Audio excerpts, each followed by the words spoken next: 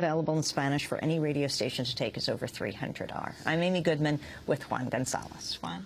Well, the Village Voice has lost two of its legendary muckraking reporters, Wayne Barrett and Tom Robbins.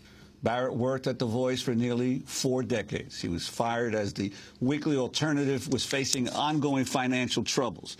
Barrett announced his departure in a column published on The Voice website on Tuesday morning. He wrote, quote, "I've written, by my own inexact calculation, more column inches than anyone in the history of The Voice. These will be my last. I am 65 and a half now, and it is time for something new. If I didn't see that, others did." Tom Robbins, who first started working at the Village Voice in the 1980s, said he would quit the paper at the end of January in a show of solidarity with Wayne Barrett. The announcement caused quite a stir. The New York Times said, quote, "What becomes of New York's most formidable muckraking paper when two of its greatest muckrakers are gone?" A former Village Voice editor, Don Forst, said, quote, "With the loss of Wayne and Tom, they lost Joe DiMaggio and Mickey Mantle." This is not the first shakeup at the Village Voice. 4 years ago, the paper, facing financial problems, merged with New Times Media. A few months later, Jim Ridgway, one of the paper's top investigative reporters, was fired, and two of its prize-winning writers resigned. In 2008, The Voice fired legendary columnist Nat Hentoff. Now, Wayne Barrett and Tom Robbins are gone as well. Barrett began working at the Village Voice in 1973.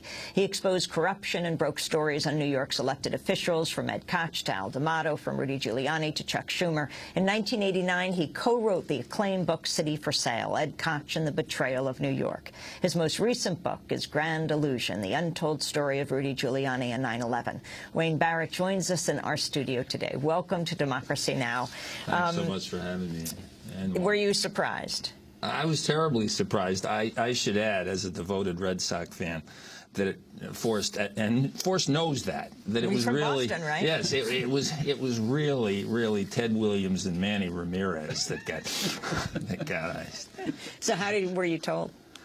I just got an email from the boss and said, "Come on in for a meeting." And I was closing a cover, so I said, "Well, could we put this off for a few days?" Because I had no idea that this was going to happen, but I had just interviewed the subject of the story. It happens to be Al Sharpton. I just got off the phone when I got this email, and so I went into the office, and then he said Tom Robbins was going to join the meeting, and Tom is the union rep for The Voice. Juan knows that well from his days at the Daily News. He's our union fighter. So anyway, that was a pretty bad sign, and so we go into the meeting, and they basically just said, Tony just said, I mean, he praised my work. He just said, "This is a budget issue. I'm an expensive asset of the papers. I think I was an asset, and we're going to have to let you go." So they gave me a very generous severance package. It was a great disappointment to me, but I really You've been there for more than 40 years. Yeah, it does seem to me to open a lot of doors for me, and I don't, I'm not ready to hang up these fingers. You came into office, if you will, into your office at the Village Voice the same day as Ed Koch? Well, I started the column. I wrote for The Voice before that, but I got the Running Scared column, which, don't confuse it with the current website, the blog and the current website, but I got the Running Scared column, which then was the first 2 pages in the newspaper, and was kind of really the center of our local political coverage. I got that in 1978, the same day as Ed Koch, but I had written some for the paper before that. But it was that column which really in those days was, I think, a central part of the politics of New York. I inherited it from people like Jack Newfield. Ken Oletta used to write it, in his progressive days, and lots of Joe Conason, lots of great people. Jeff Greenfield wrote it a few times. So lots of great people wrote that column. Well, the amazing Mike thing Daly did from your paper. I think Mike Daly wrote Running Scared. Yeah. The amazing thing, obviously, the rest of the journalism community was stunned because everyone knows the storied history of The Voice and its role in unearthing stories that the regular dailies never did, and it almost as if there's no more reason to read The Voice after you and Tom leave, and all the others who wrote there and have ended up like Nat Hentoff and Jim Ridgway being cut loose by the paper as it seeks to find its niche or market, and it appears that there's no more room in the commercial media, whether it's alternative or the regular dailies, for in-depth reporting. Well, we don't know what's going to happen next at The Voice. You know, Tony Ortega is the editor-in-chief. I'm just telling you, he's an extremely capable young man, extremely capable. I don't know if he has a plan to make the paper do great things in the future, but I know he has the ability to do it. You know, the paper does have some economic problems. Every paper does. You know, I don't see this as the end of the paper in some way. I think it may be passing into some new era, which, you know, there's a lot of promising young journalists in town. I'm very dismayed about some of the things that happen at the paper, you know, but at the same time, I certainly don't want to write its epitaph. And, you know, I gave most of my life to it. I hope it prospers. Well, let's talk about some of those great stories that you broke over the years, and because I don't think there's a politician in town who has not, at one point or another, a major politician in town who's not, one point or another, been the subject of your scrutiny. I've tried, yeah. And talk first of all about Ed Koch and your relationship with Ed Koch, and then go on to Rudy Giuliani as well. What's really astonishing, if the New York Times story, they actually quote Ed Koch as saying, his reporting, superb. Now, that is about the most gracious thing that I have seen. He could have figured out a way. He's a very capable guy with his tongue.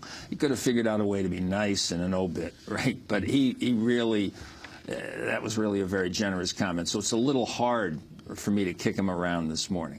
But, you know, the problem, what we did with Ed Koch, it wasn't just me. This was a great team at The Voice. Newfield was very much involved in this at that time, and he brought me to The Voice. He was my mentor. Jack Newfield. Yes, and you know, but what we were, you know, we were looking at the Koch administration. Here's a guy who beat Carmine DeSapio, beat the Democratic machine in New York, and then he became a machine mayor who was so linked to the party bosses, all of whom wound up going to jail or killing themselves. And so this was, we were really the reform newspaper of New York, and here was this guy who we thought was a reformer who I think betrayed the reform movement in very fundamental ways. And then, of course, the question of race was the question that dogged him throughout his administration. Now, Koch did, in his final term, he did the most remarkable thing that still has, I think, transformed the life of the city in many ways, which was he started using city funds, capital funds, to build housing. It had never been done before. Billions have been spent on it since, and it has transformed neighborhoods. And so he launched something in his final term that was extraordinarily significant, and I think it's his legacy. You wrote in your final piece about The Voice celebrating its 50th anniversary, something you wrote then. We thought a deadline meant we had to kill somebody by closing time. Yes, yes. Yes, and we were happy to do it. And when your kid asked you to come to class to talk about what it meant to be a journalist, you dressed up. Yeah, I put on a trench coat. He was in elementary school, public elementary school right down the block. And I go down there with a trench coat. I put the collar up. You know, I had the notebook in my pocket. I pulled the notebook out. This was in the auditorium. It was the whole school. You know, I was not just a class. I pulled a notebook out. I said, "We are detectives for the people." Yes. And do you think reporters still are? Yes, yes, I do. I just think, you know, when you look around at the scandals that trouble so many professions, how often is it that we ever hear anything about a corrupt journalist? And it's not because other journalists are covering up for corrupt journalists. We find them they're very, very rare commodity. Journalists who would take money for a story or to not write a story, we never hear of these things. I mean, we hear about corrupt lawyers. We know all kinds of things about every profession that makes us shake sometimes. But ours is such an honorable profession, a great profession. There's lots of flaws in the media. But no, I think it's, and I see all these good young people. I teach a little bit up at Columbia Journalism. I have had an army of interns for The Voice. I mean, literally hundreds of interns that have worked with me over the years. Not your entire staff, right? Yeah. There is a volunteer. I love to work with young people, and I see great promise in the young people. It's amazing that they're still so drawn to this profession because we don't have a business model that works. Really, you have a business model that works, but we don't have a business model that works in the print business, and yet people are still flooding to this profession, and I think they're drawn to it because we're truth tellers. These are idealistic people. They want to make a reasonable living, but it's still a beacon of a profession, I think. You wrote in your last column about what you considered your greatest award, your greatest honor. Yes, Al D'Amato, who is the former New York senator. Yes, for those who are younger. Yes, he's a Republican senator from 1980 through 1998 in New York. Finally defeated by Chuck Schumer in 1998, and he was the most powerful Republican in New York State for many years. He may still be, as a lobbyist, the most powerful Republican in New York State. Just an insidious force in every way. And so my greatest journalistic prize was when he called me a viper in his memoir. It's I want it on my tombstone. Viper for the people. Yes, viper for the people. Yes. Talk about some of the other relationships and stories you've gone after. Rudy Giuliani, you had a love-hate relationship with him for over many years. And I always thought that that great documentary Hoop Dreams.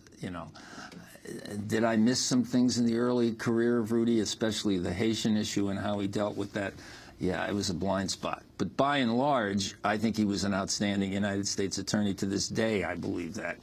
And so I was an admirer of his when he was United States attorney in the Southern District. I knew him very well.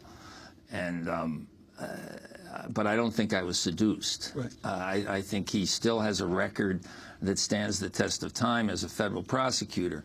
But if you were to do a Hoop Dreams-like documentary on him and see what kind of a transformation has occurred with this man, I thought he was a person. He went after Ed Meese, Ronald Reagan's closest friend, who was his boss in the Attorney General of the United States.